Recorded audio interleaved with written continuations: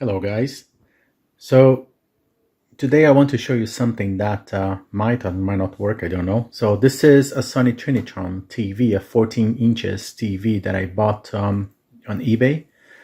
Today actually I went to pick it up, and it's in very good shape, as you can be seeing, like no damage or scuffs or anything like that. The screen is beautiful. I tested it already. It's working just fine, the RGB connections and everything else.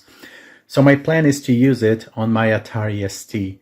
I do have another monitor that I'm using it with it right now, which is this Amstrad CTM. This is the CTM 640. It's actually very good, but I feel that the image is not, with the Atari ST at least, is a little washed out. So the colors are not that,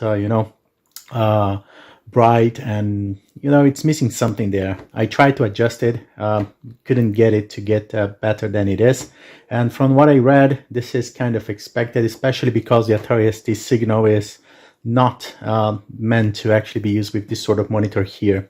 So I tested it with this Sony here, and the difference is really amazing, like so much brighter and such.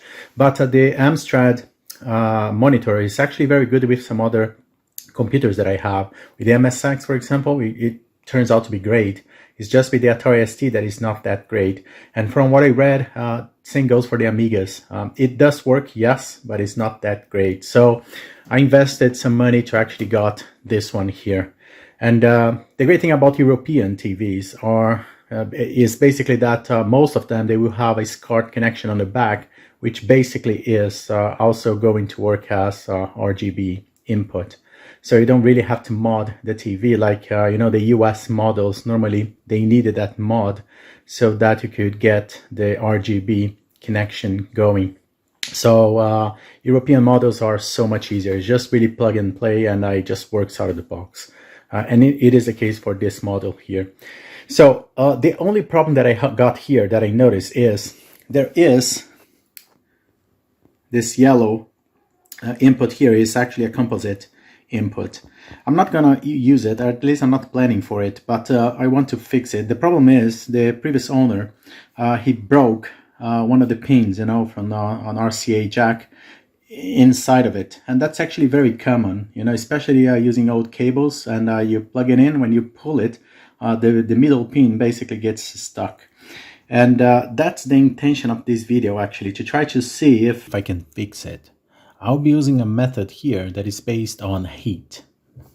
So basically what you need is to get, some sort of metal stick. So in this case here, a very thin sort of, I don't know how you call that, like wire, if you will.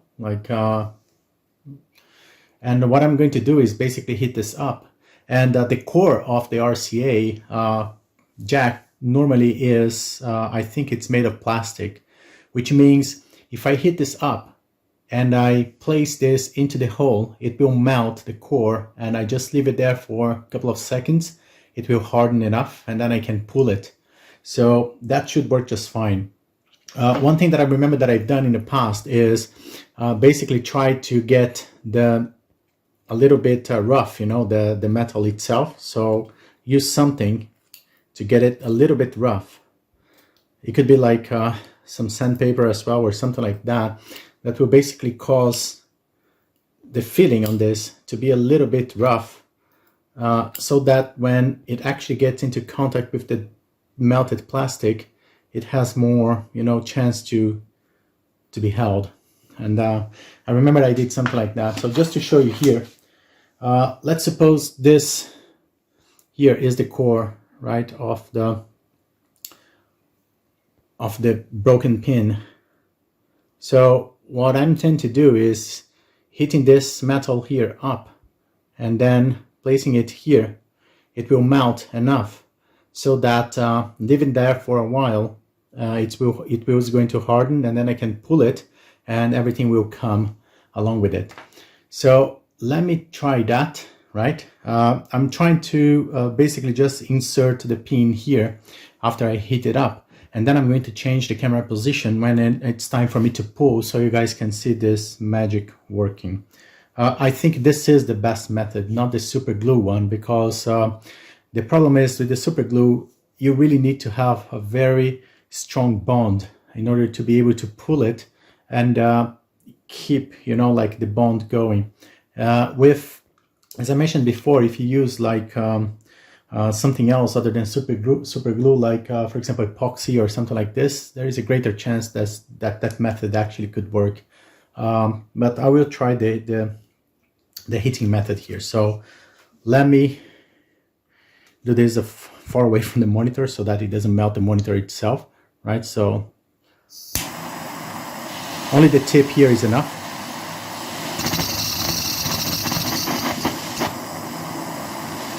So melt it enough, like this, should be enough. And let's go for it.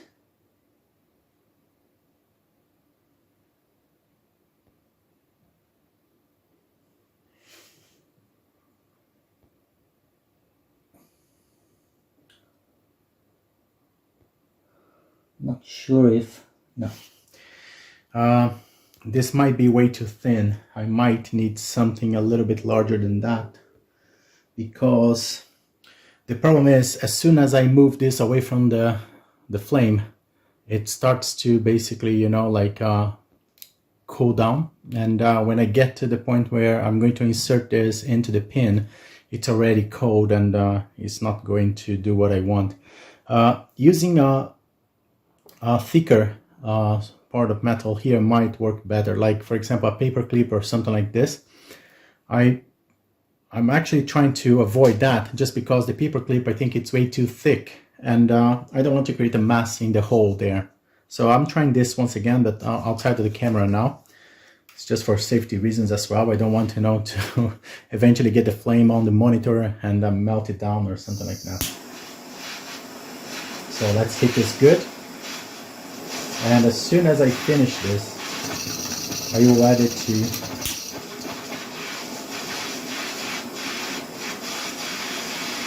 okay, let's try that now.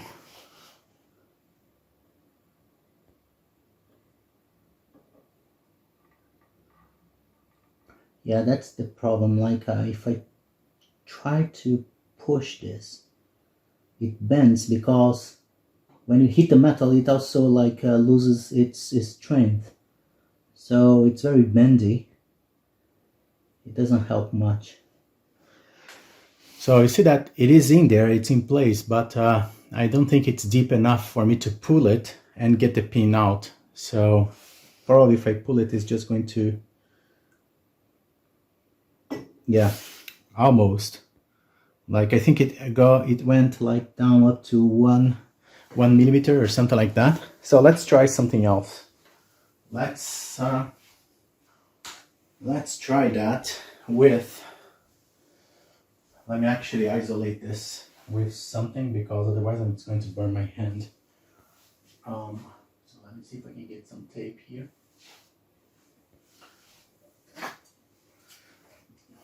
Just to protect my finger when I am heating this.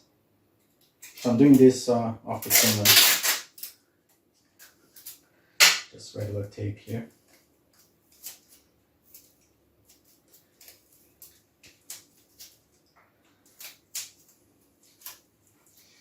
This is not the best paper clip because it's colored, which means there is some paint here that will eventually melt, and you know, it's not ideal, but that's what I have.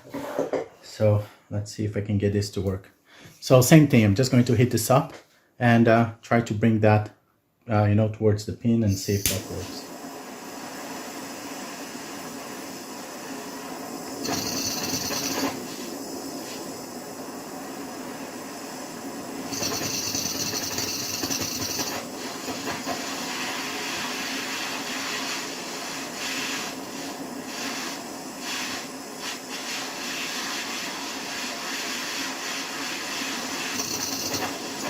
Trying to melt all the paint.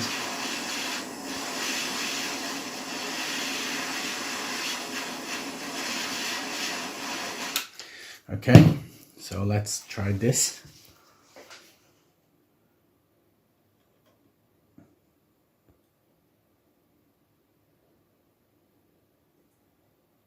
Yeah, it's better. I think I can feel it going a little bit deeper now. So let's wait for it to cool down and then pull it and see whether or not it worked.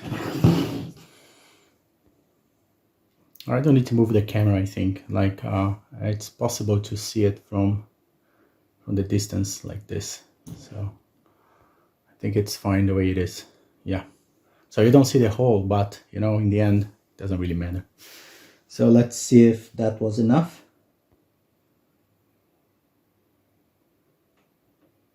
And what do you know?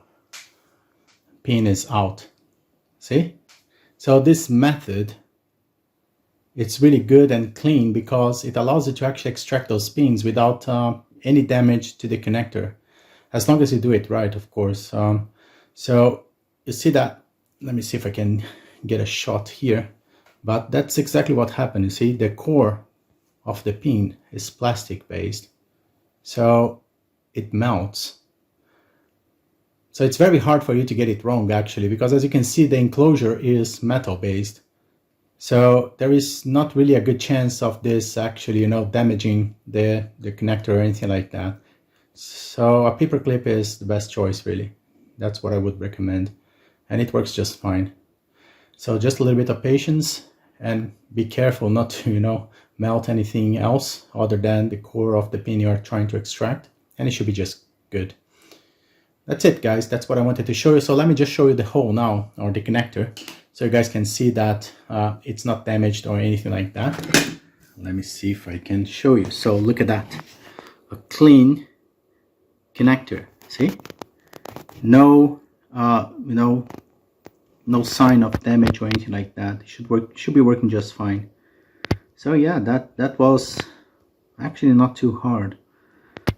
So very happy with this, and I can use this, you know, whenever I need it. It's always good to have. So I have basically like the black one is an audio input, and the yellow one is a composite video in.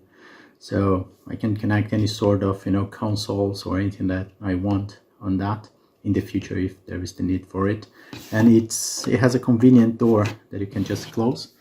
So it's a very nice TV set, as you can see.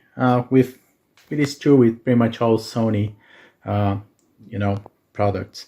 So this one, I particularly like the design. It's kind of retro, but yet a little bit modern. And it is Trinitron, which is, you know, it tells you everything. So the quality is really, really great. Okay, guys, that's what I wanted to show you. Very happy with this acquisition. By the way, in terms of price, I paid £50 for it. It wasn't cheap, I have to say. Like probably can find cheaper versions or cheaper monitors. I actually saw some cheaper ones around. The problem is either the guy was way too far, so they have to ship that all over to me, and the chance of this breaking, you know, during shipping is way too high. And judging by the pictures as well, this one was much better than the others that I looked. Like this one is almost impeccable. I don't see any scuffs or any problems, especially on the screen. The others, they didn't look that great, and some of those are basically being sold as, you know, for parts or non-working or something like that. You don't want to risk it. That's essentially the case. So again, you can find those cheaper or even for free if you are lucky enough, in good shape. You just have to dedicate some time to look around. Those are great monitors to have. Again, those are not really monitors, those are TV sets, but they can be used as RGB monitors. Let me just show you here on the back. It has that composite in the front that I showed you just now, that the one that we just fixed it, and there is a SCART input on the back, and the SCART basically is RGB, so this will support pretty much all consoles that you can think of. As long as you have the right SCART cable, it will work. So you can basically plug in here like Amigas, Ataris, or, you know, game consoles like the Nintendo 64 or whatever it is that you want really. So it's a very convenient sort of monitor and very compact. It's 14 inches only. So as you can see, the overall state of it, it's actually really good. You don't see any marks or scuffs or anything like that. It's a little bit dirty, yes, I'm going to clean it up, but other than that, like, it's in really great shape. So next step here is I'm going to remove the cover here. I'm going to take a look inside. If needed, I'm going to clean it up, and I'm going to adjust some settings here, like for example the horizontal centering that is a little bit off. I'm going to use some pots that are inside here to actually fix that, the position. That's really it. Everything else looks great, like the image, the contrast, and the focus, the alignment, everything is really okay. So yeah, that's it, guys. That's what I wanted to show you. Again, this is a great TV set for your retro gaming needs, really. So something for you guys to consider eventually. If not this model, any model that is a Trinitron, most of the time will suffice. If you are looking for a monitor or a TV set to use with your consoles and older computers, be sure that those have a SCART input on the back. Again, most European monitors or TV sets will have, so it's not a big problem. Other than that, if it is an American version or something like this, chances are you're not going to have it. If it is like one of those professional Sony monitors, like the one that you see on the back there, the white one, it doesn't have a SCART as well, but it does have a number of different inputs, including RGB inputs in the back. So you don't really need a SCART in a scenario like that, because all the inputs are already there, right? Again, that's it, guys. Hopefully you enjoyed it, and hopefully this will be useful to some of you guys, not only for monitors, but for all of your, audio equipment or any other sort of equipment that relies on those RCA jacks that eventually have some pins lost inside. That prevents you from having to disassemble the whole thing in order to get access to it and then push the pin out. You can just melt it, pull it, and off you go, right? Cheers.